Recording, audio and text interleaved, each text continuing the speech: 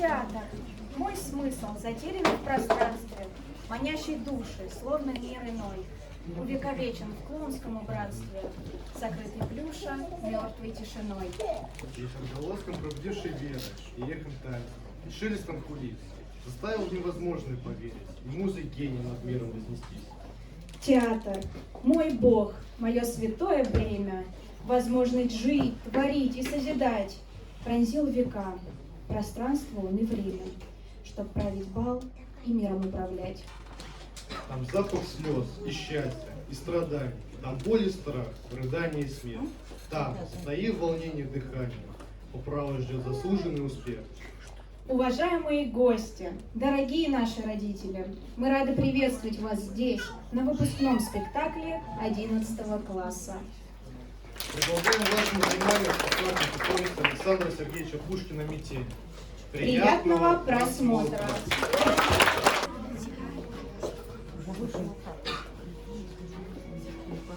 О, судьба, судьба, судьба.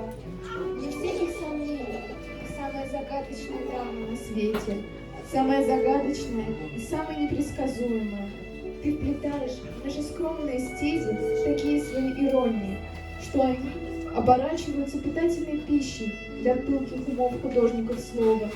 Иной раз и не понять, шутишь ли ты или осыпаешь нас своими странными капризами с каким-то особым, непонятным умыслом. А может быть, тебя и вовсе нет? Нет, есть, знаю, есть. Иначе твоей жестокости не было иного объяснения. Эх, судьба, судьба, судьба.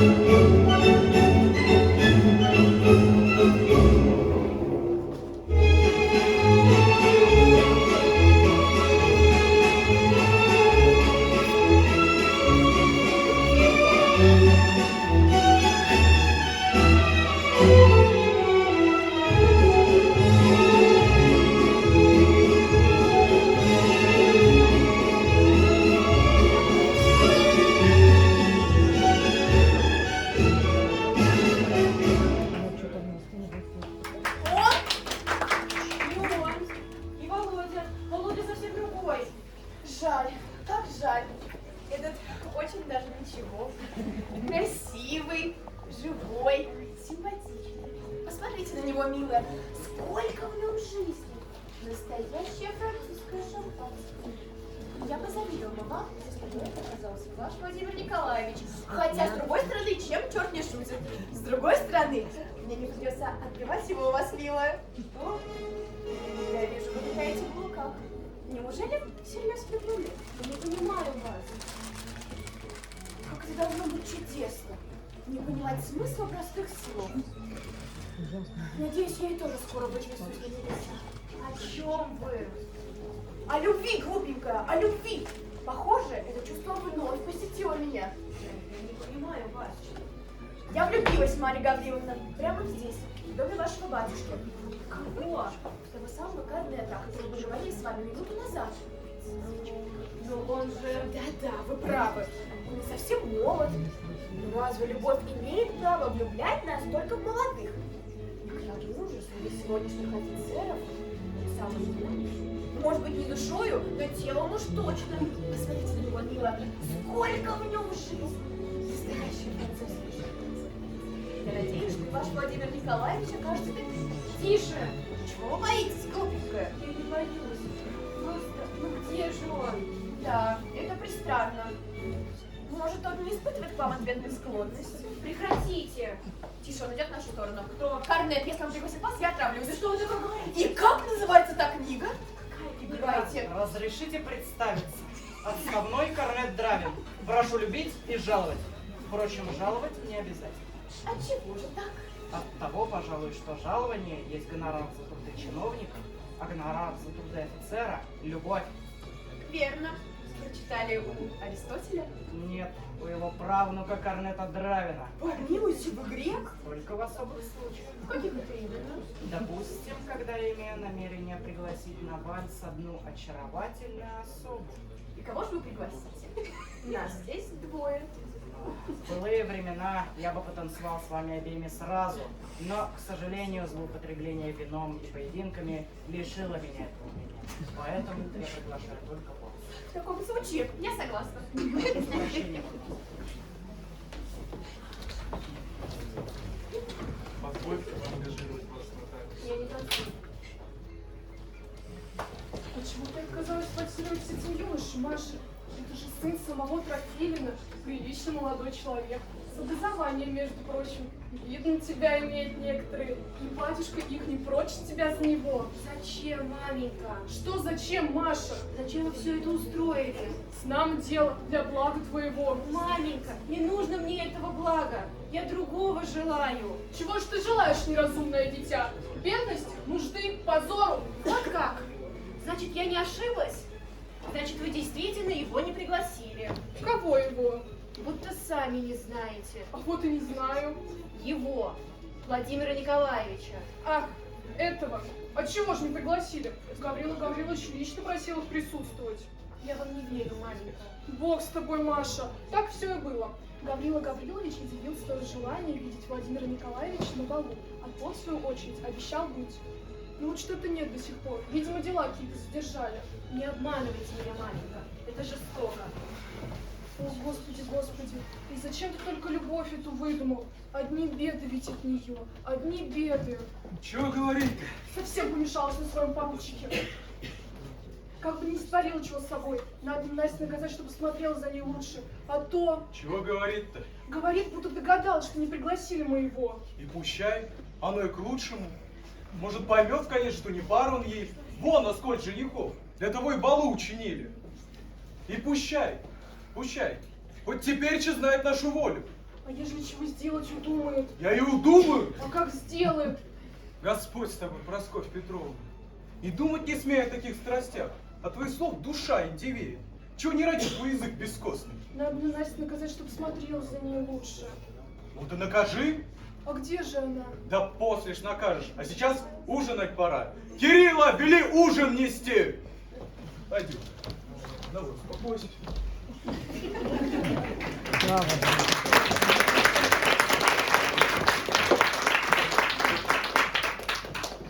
Марья Гавриловна, барышня, задул Владимир Николаевич. Они просили прилечь вас не ужинать и дождаться вас здесь, покуда все не усядутся. Настя! Настя! Что им передать? Скажи, что я буду ждать. Возьми, Настя, возьми. Володя, ангел мой Володя, целый вечер я ждала тебя. Целый вечер я смотрела на эти проклятые двери, которые навсегда закрыты для тебя. Но ты пришел, мой милый. Я пришел просить вас, Мария. Тише, Володя, дайте мне посмотреть на вас. Нет времени, Мария Гавриловна. Тише. Боже, как давно я вас не видела. Верю. 100 лет. Даже не верится, что вы наконец-то пришли. Я пришел просить вас, Мария Гавриловна. О чем, милый Володя? Я должен вам сказать, Мария Гавриловна. Да, говорите, Володя. Я хочу слышать ваш голос. Я пришел просить вас, Мария Гавриловна, стать моей женой. Я согласна, согласна, ангел мой. Боже, вы ничего не понимаете. Через 3 дня, через 3 жалких дня срок моего отпуска истекает, и мне надлежит отбыть в пол. Как же это, Володя? Нет. Да, да, Мария Гавриловна. Именно поэтому я сегодня собрался сюда, чтобы не просто просить вас выйти за меня, а просить вас бежать со мной. Да что вы такое говорите? Да, Мария Гавриловна, бежать от воли жестоких родителей, тайно венчаться. Нет же! Но я люблю вас! Я тоже люблю вас, Володя, но я не могу так жестоко поступить с родителями. Они погибнут, выдумывая все всякие глупости. Но я тоже без вас погибну. Как же мне быть, Володя? Соглашайтесь, Мария Гавриловна, иначе нам придется забыть о существовании друг друга, чтобы не умереть от горя. Я не могу, Володя. Значит, вы готовы забыть меня? Прекратите! Вздор! Чепуха! Вы не любите меня! Только и так можно объяснить ваш отказ. Нет же, Володя, я люблю вас! Не любите? Я ухожу, Мария Гавриловна. Стойте! Что еще? Прошу вас, Володя, не будьте так жестоки со мной! Это вы жестоки, Мария Гавриловна, а я лишь бегу от вашей жестокости. Но неужели нет другого пути? Неужели нельзя попробовать добиться благосклонности родителей? О чем вы говорите, Мария Гавриловна? О какой благосклонности? Если я не смог ее добиться за полгода, то за 3 дня, за 3 жалких дня... Настя! Настя! Прощайте, Мария Гавриловна. Надеюсь, вы когда-нибудь обретете свое счастье. Стойте! Я согласна. Я буду вашей женой. Тогда, после полуночи, я пришлю за вами сани. Вы сядете в них и поедете от Ненарадова село Жардино за 5 верст. Прямо в церковь. Там я буду вас ждать. И еще одно. Найдите надежных свидетелей. Те, кому бы я мог довериться, будет близко знакомство с вашим отцом. Хорошо, я поняла. Прощайте. Настя! Маша, Да, маменька. ты здесь, Маша? Я, маменька. А где Настя? В моей комнате, маменька. Почему ж ты до сих пор не легла? С кем ты разговаривала? Ни с кем, маменька. Можно я пойду? Ступай. Спокойной ночи, маменька. Спокойной ночи, Маша. Как бы не сотворила чего с собой. Как бы не сотворила чего с собой. Не бойтесь, это я, Мария Гавриловна. Я получила вашу записку. Это правда, не сон, не розыгрыш. Все, о чем вы написали, это правда? Что правда? Что не сон? Ваш побег, Мария Гавриловна, ваше венчание. Не говорите мне об этом. Но это правда? Правда? Боже мой, Мария Гавриловна, я не ожидала от вас такого мужества. Это не мужество, это безумство. Пускай будет безумство, но оно святое, моя милая. Это безумство Ромео и Джульетты, и оно святое. Кто станет свидетелем? Дравин, Корнель Дравин, помните? Нет. Ну как же, бал 3 дня назад, гонорар за труды офицера, любовь. А, этот. Но он надежен? Надежен, моя милая, надежен, как шульское ружье. К тому же и согласился с охотой, хотя не знает ни вас, ни Владимира Николаевича. Ну мне страшно. Как только подумаю о маменьке с папенькой, ужас раздирает мне сердце. Как они будут без меня? Это невыносимо думать о них. Помните, милая, выкиньте их из головы. Как можно? Они ведь такие добрые и хорошие. Господи, только бы все с ними было хорошо. Все будет хорошо, Марья Гавриловна. Они подуются и перестанут, прозреют. И еще скажут: дети, придите в наши объятия. Но поймет ли Бог? Не проклянет ли за то, что в какой-то церкви нас посвящает за вознаграждение священник? Помилуйте, Марья Гавриловна, кто вас жестоко обманул? Господь — это ваше сердце, милое, и оно вам велит сесть в сани, присланные за вами Владимиром Николаевичем, и покинуть ваш родной дом. Слушайте только его и никого более. Но батюшка с матушкой не знают, что говорит мне мое сердце. Знают, моя милая, знают. А если не знают, то прозреют, поймут. Да, поймут. Я написала им письмо. Я им все объяснила. Вот. Да, письмо. Марья Гавриловна, это же след, улика. Надо его в огонь. Нет! Когда они найдут его, мы будем уже далеко. Мы будем уже мужем и женою. Помилуйте, Марья Гавриловна, а если они найдут его ранее, чем состоится венчание? Я не могу столько времени оставлять их в неведении. Я не могу. Я люблю их. А Владимира Николаевича вы любите? Люблю. Тогда решайте, кого больше, его или Владимира Николаевича. Прекратите! Это невыносимо слышать такое. Но ежели любовь ваша к Владимиру Николаевичу менее сильна, чем любовь к родителям, то вы не будете счастливы. Марья Гавриловна, вы возненавидите своего мужа. Но я люблю Владимира Николаевича. Люблю больше всего на свете. Ну, тогда... Марья Гавриловна, барышня, беда, барышня. Гаврила Гавриловна, заметили с этого человека? Думают, разбойник. Хотят Федора послать. Корнет, Что делать? уходить немедленно. Да, уходить. Прощай, Настя. Прощайте, барышня.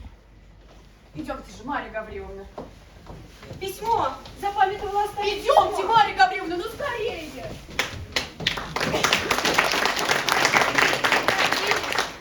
Не будет сзади дороги. Господи, помилуй. Что же это, Володя? Все не едет и не едет. Я так боюсь за него. А еще этот сон. Какой сон? Какой сон, милая? Прошлой ночью мне приснилось, что Володя, что он умер. Мне было так жутко смотреть на него, бледного и окровавленного. Я ненавижу свои сны. Ну что там, Корнет? Ничего не видно? Ни черта, только дьявольская метель бесится, как сумасшедший. Тише, Корнет, тише. Грешно поминать имя нечистого в храме Божьем. Деньги плачные, пускай терпят. Тише, Корнет, стыдно перед батюшкой. Перед этим он уж пьян, как ямщик. С чего вы взяли? Вовсе он не пьяный. Не пьяный так будет. 5 рублей сорвал гад. Пройдоха, божья свинья с бородой. Корнет, тише. Не мучайте душу бедной Марьи Гавриловны. Да и мне как-то уже по себе от этой метели. Жуткая она какая-то. Точно беду предвещает. Ведь должен уже быть. Молчи, дурочка, не смей при ней. Бедная моя девочка, что же ты себя так мучаешь? Что же терзаешь? Скоро прибудет ваш поручик. Совсем немного осталось. Должно быть, что-то задержало его в пути. Ведь такая метель жуткая. Какая она не жуткая. Пустякова. Вот видите, пустяковая. Корнет знает в этом толк. Правда ли? Чистая. Вот видите, моя милая, вот видите. Скоро прибудет ваш поручик. Вы лучше расскажите нам о нем. Должно быть, он мил, как белый почтовый голубь. Не сдавайтесь. Он самый милый на свете, мой Володя. Он писал мне письма, когда не было случая свидеться. Я просто не могла читать их спокойно. Слезы всякий раз душили меня. Но он беден, и от этого все наши несчастья. Если бы только он не был беден. Бедная моя девочка, как это должно быть скверно, не иметь денег. Да уж, без денег ты не человек. Без них, деточек, ты мужик только что при звании. Да и какое там звание, если не можешь проиграть рубля 3 в Бостон? Даже вон этот, и то за спасибо не венчает. 5 рублей сорвал, пройдоха. Знамо дело напьется. Я их гадов по бороде узнаю, вся уже липкая от вина. Тише, Корнет, тише.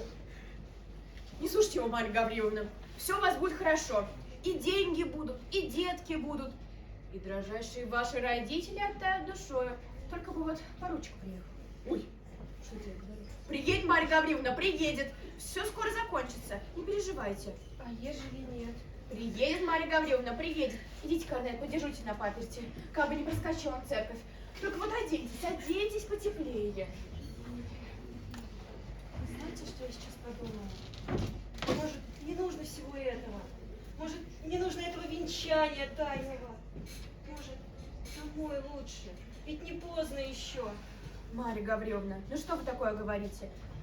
А если же все раскроется, все замыслы, все будет разрушено, и тогда выдадут вас за первого встречного?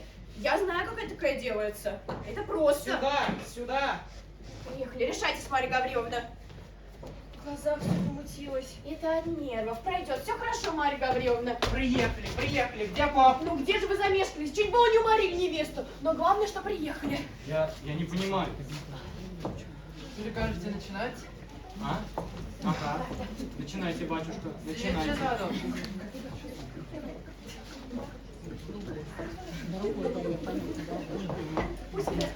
Марья Гавриловна, не удерживай, сама еле стоит.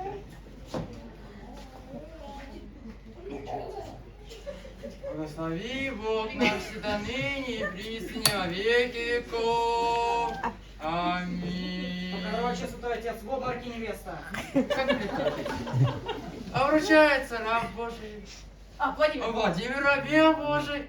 О Марии во имя Отца и Сына и Святого Духа. Аминь. Господи Боже, освящай славы честью, Господи Боже, освящай славы честью, Господи Боже, освящай славы честью. Отныне вы муж и жена, перед лицом Бога и свидетелей. Поцелуйтесь. Я? Не робейте, поручик, целуйся. Все кончилось, Марья Гавриловна, целуйте мужа. Не он! Не он! Как не он? Марья Гавриловна, Машенька, Карля, ты помогаешь ей. Теперь-то что? Домой мне надо, домой. Куда мы? Куда? Домой, мой ангел, домой. Где Володя? Где он? Нет его, нет его. Уехали. Играет с Богом, как дети малые. А он все видит. И наказывает. Он Петуан сошел на щеке. Это молодцом. Сын покойного Петра Петровича. Говорят, очень способен по части женских сердец. И собой не дурен, как видно. До войны часто бывал у нас. Карты уважает, угощения. А рядом справа кто такой? Который? Стройщик. Ах, этот. Да ничего особенного. Птичья такая фамилия. То ли Курочкин, то ли Куропаткин. Боже мой, двойное промотал все наследство. Теперь еще почти без гроша. Вы лучше посмотрите на того, что с перевязанной рукой Георгием хитрится. Это Бурмилин, ему 26 лет. Некогда был ужасным повесом и грозой местных артемид. Но молва уверяет, что остепенился.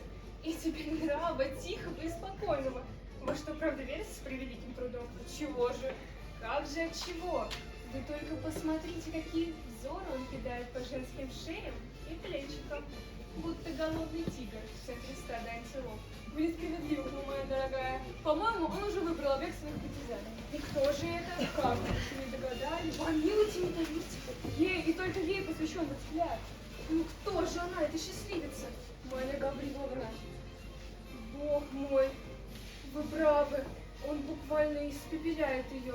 И пойдет и мягко нормализирует свою любовь. И тогда ее бастионы капитулируют. Я не нахожу ваше замечание достаточно приличным. Какое именно? Касаемо моей персоны. Я что-то не упомню, что мы упоминали вас в нашей беседе. Тогда впредь попрошу и не делать этого. Я вижу, вы настроены скандалить. Раз так, мы вынуждены избавить вас от нашего общества. Пойдемте, дорогая. Зачем ты нагрубила ее, Маша? Я не позволю шутить с памятью. Над чем? Стоя. Пойдемте, маленька. Ну, Маша, ты просто отвыкла. Мы никуда не ходили со смертью Гаврила Гавриловича. И правильно делали. Ты разбиваешь мне сердце, Маша. Сколько можно жить отшельниками? Я уже стара. Так стара, что чувствую, как костлявая наступает мне на подол платья. И Гаврила Гавриловича зовет к себе.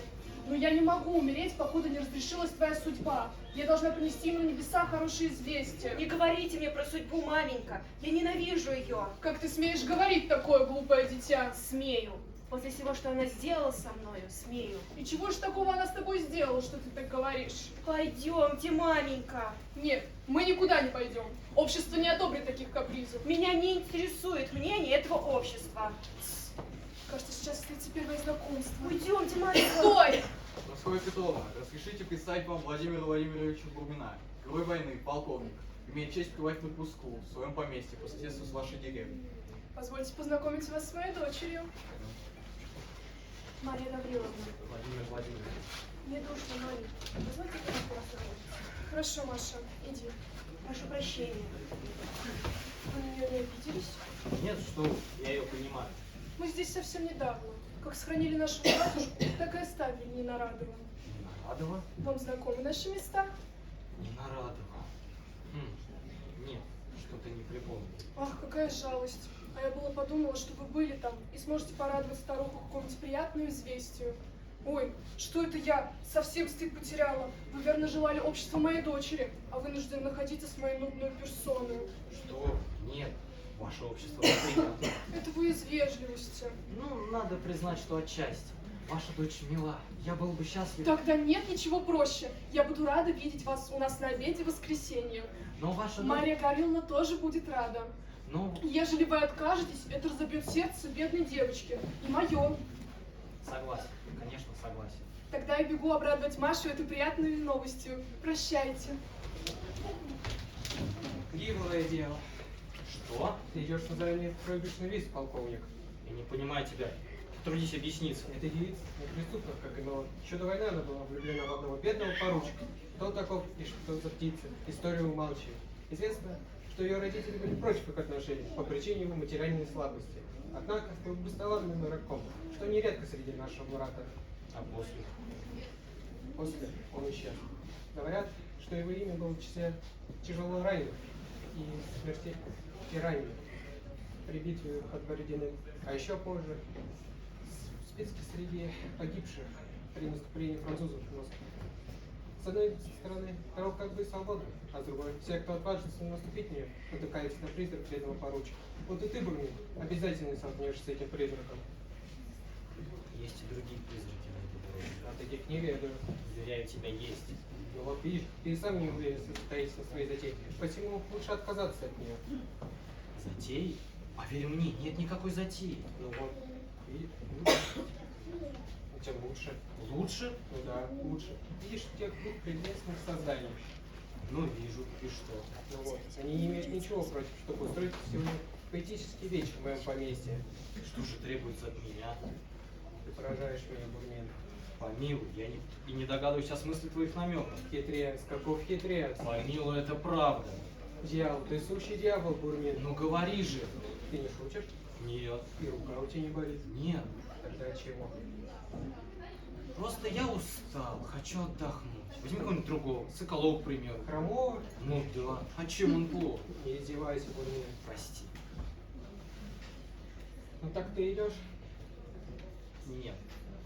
Не гневайся, брат. Но сегодня я пас. Ты груб, как младенец.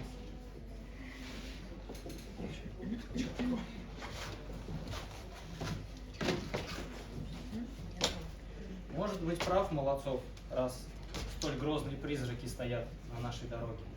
Хотя прав он. К черту. Пожалуй, мне пора. Как? А чай? Мы же еще не отведали чаю. Без чая я вас не отпущу. Давайте отложим чай на другой раз. Нет, и речи не может быть об этом. Маменька, будьте милостивы, не принуждайте человека. Я никого не принуждаю. Владимир Владимирович, вы выпьете с нами чая? Выпью, пожалуй. Вот видишь, Маша, Владимир Владимирович хочет чаю, а ты могла лишить его этого удовольствия. Простите, Владимир Владимирович. Так, я пойду и приготовлю. Вы? Я. А что? Но вы же, маменька, никогда не готовили чай. Готовила. Всегда готовила. Не обманывайте, маменька. Бог с тобой, Маша. Разве я тебя когда-нибудь обманывала? Ну так, я пойду. Идите, Прасковья Петровна, идите. Маша, займи гостя. Зачем вы пришли? Не знаю. Что-то вас заставило меня. Что именно? Не могу сказать. Меня. Мне кажется, когда-то мы с вами встречались. Может быть, в прошлой жизни. Все же, зачем вы пришли? Не могу сказать. А может быть, знаете? А может быть, можете? Может быть, вы пришли, чтобы восторжествовать надо мною? Вам ведь известна моя история. Отвечайте, Господи! Мне лучше уйти. Мое присутствие расстраивает вас. Стойте! Я не понимаю вас, Марья Гавриловна. Прошу вас, не уходите. Я сама не понимаю, что со мной. Все это как бесконечный, долгий, кошмарный сон. Вы сказали, что вы знаете мою историю, но вы не знаете. Никто не знает. Уходите. Я не уйду, покуда не узнаю, что за призрак терзает вас. Призрак, который страшнее всех других призраков в миллион раз. Ну скажите же, Господи. Нет. Господь свидетель. Это останется между мной и вами. Нет, уходите. Умоляю, уходите. Хорошо. Я все помню. Прощайте. Прощайте. Нет, Марья Гавриловна, прошу вас, не уходите. Это последняя наша встреча. Чего же так? Я уезжаю. Уезжаю в полк, уезжаю навсегда. Сейчас, немедленно. Прежде вы никогда не увидите меня и даже не услышите об этом. Но прежде выслушайте. Чего же вы еще не сказали мне? Многого. Что именно? Боже мой, как это невыносимо хранить в себе. Чего же вы не сказали? Вы видите, я снял с руки повязку, но она по-прежнему не обрела счастья. И только за этим вы пришли? Нет же, нет. Я пришел, чтобы сказать вам, что та преграда, о которой вы говорили мне, не единственная. Есть еще одна, другая, более непреодолимая. Что за глупый я создание, раз забыл о ней, влюбляясь в вас. Бурмин, ты идешь? Лошадям не терпится. Да, иду, уже иду. Простите меня, Марья Гавриловна. Простите, что по своей глупости причинил вам столько страданий. Мне будет лучше, если вы возненавидите меня или забудете. А теперь прощайте. Ну что же это за преграда? Поверьте, вам лучше не знать. Нет, скажите. Я жена. Что? Да, я жена. Женат уже 4-й год и не знаю, кто моя жена. И должен ли я с ней свидеться когда-нибудь. Может ли быть такое? Может, Марья Гавриловна, может. Вы же сами говорили, что судьба порой бывает зла и жестока. Точно такой же она была и со мной. Но в том лишь моя вина. Говорите. Боюсь, нет времени. Я должен ехать. Это подождет. Однажды один человек точно так же торопился, и в итоге многие стали несчастны. Продолжайте, я расскажу после. Воля ваша. Правда, я смутно помню, где это было. Помню, что случилось это в начале 12-го года. Спешил я тогда в Вильню, где стоял наш полк. Помню, прибыл на какую-то станцию поздно вечером. Велел было закладывать лошадей, как вдруг поднялась ужасная метель. Метель? Да, жуткая метель, какой мне прежде никогда не доводилось видеть. Смотрители и ямщики советовали мне переждать. Я их послушался, но странное чувство, неловкое беспокойство так и толкало меня вперед. Я приказал закладывать и поехал в самую бурю. Ямщику вздумалось ехать рекой, что должно было сократить нам путь двумя или 3 верстами. Наш поворот был занесен снегом, так что мы проехали мимо и оказались в незнакомой стороне. Я уже не надеялся на лучшее, как вдруг заметил огонек. То была церквушка, маленькая деревянная церквушка, в которых святые отцы не брезгуют тайным венчанием. По паперти ходил человек, он нас позвал. Мы подъехали, я слез с лошадей, вошел в церковь, слабо освещенную 2 или 3 свечами. На лавочке сидела девушка, другая терла ей виски, то ли от мороза, то ли еще от чего. Я едва соображал, что делаю. Меня о чем-то спрашивали, я отвечал. Потом нас венчали. Так быстро, бесцеремонно, словно это был не попа-палач. Потом предложили поцеловаться. Я колебался, свидетели настаивали, когда я был хотел ее поцеловать. Только тогда я понял, что меня приняли за другого. И вы не знаете, что стало с вашей бедной женою? Не знаю. Не знаю, как зовут деревню, откуда приехал, где венчался. В то время я так мало полагал важности в преступной моей проказе, что, отъехав от церкви, заснул и проснулся поутру на другой день. Слуга, тогда бывший со мной, умер в походе, так что я и не имею надежды отыскать ту, от которой пошутил так жестоко, которая теперь так жестоко отмщена. Теперь, когда вы все знаете, я должен уйти. Мы никогда не могли быть вместе. Никогда. Деревня та называлась Жардино, и рука, с которой снята повязка, обретет счастье. Боже, вы... Я... Ох, судьба, судьба, судьба, прости, что так жестоко клеветал на тебя. Воистину, ты самая удивительная дама на свете, самая удивительная и прекрасная.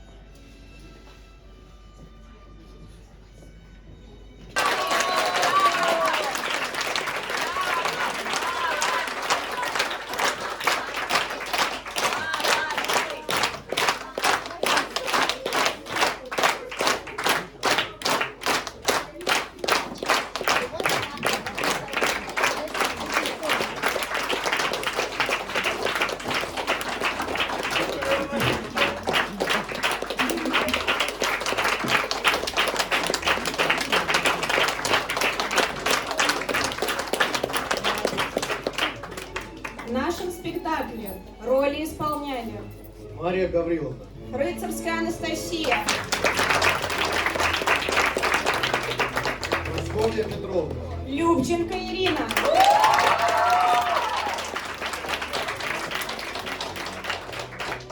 Гаврила Гаврилович, Григорьев Константин,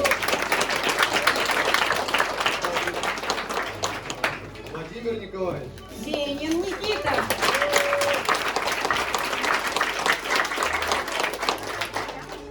Каднет Драйвер. Медведев Евгений.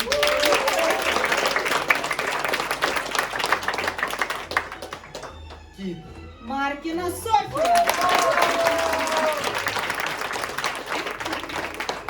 Священник. Жаров Егор.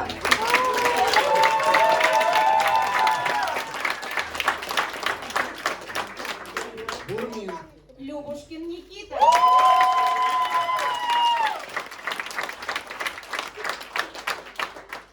Молодцов. Тиулькин Дмитрий.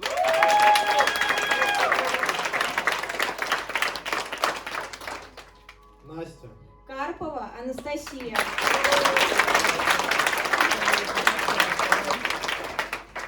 Девица на балу. Зелинская Валерия. И Большакова Екатерина.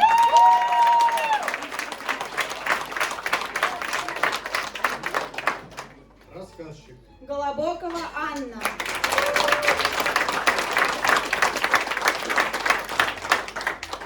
Пары на балу. Богушова Вероника. Тимофеев Данил.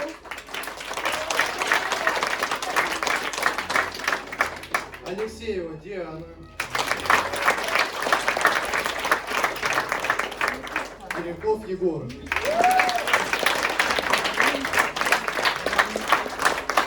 Зелинская Валерия. И Рудаков Иван.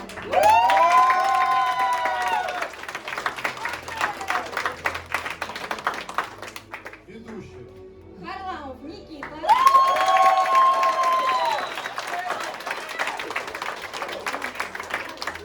Оганесян Лилия.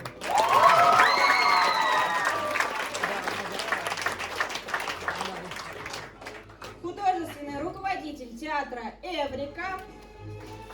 Вишневская Татьяна.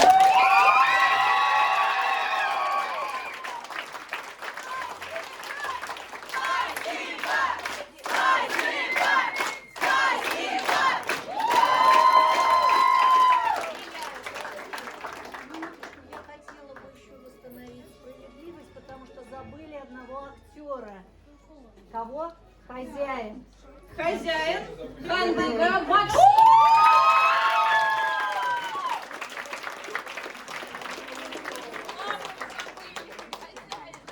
Театр – это живой организм. Спектакли живут, пока не играют. Театр может существовать без любых технических средств. Света, звука, декораций, костюмов и даже без артиста. Но без зрителя театра быть не может. Нет зрителей – нет театра. Мы благодарим вас за внимание.